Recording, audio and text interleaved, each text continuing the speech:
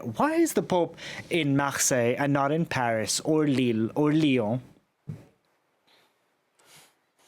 This is not a state visit, Delano. The Pope has clearly said, he said it back in August, he is in Marseille and not in France. And he's here because tomorrow will be the closing ceremony of a week's worth of meetings, Mediterranean meetings they're called, whereby bishops, 70 bishops from across the Mediterranean region, as well as young people, people from civil society groups, goodwill actors and businesses, they're here in Marseille, dialoguing, talking about how to improve links between different cultures and peoples in the Mediterranean. Of course, the Pope's message is compassion and tolerance towards migrants. That really is why he's here in Marseille. He's not in Paris, he's not in Lille, he's not in Lyon. He's here in Marseille for that reason.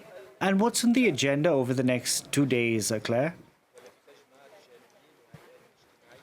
Well, the Pope will first be heading to the Notre-Dame de la Garde Basilica. Now, this really is the monument of Marseille. It's on a rocky outcrop in the city. It overlooks the city, and we've had this Madonna with child gold leaf statue, which really is seen as the protector of the city of Marseille. He'll be going there, and right there, actually, on the site, there is a memorial for sailors and migrants who've been lost at sea, and the Pope will be paying his respects there. So really, that is a big part of his evening tonight. Again, pushing forward that message of compassion and tolerance towards migrants. However, that is not necessarily a message which goes down particularly well with all Catholics here in France.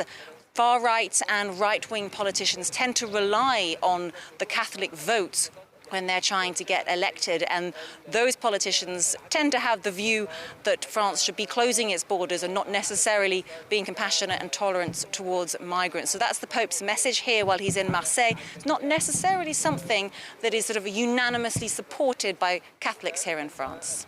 Claire, you said it wasn't a state visit, yet we had the Prime Minister Elizabeth Borne welcome the pontiff at the airport, and tomorrow we have the French President Emmanuel Macron, who will be meeting one-on-one with the Pope, as well as attending Mass, a decision that raised some eyebrows here in France. Tell us more.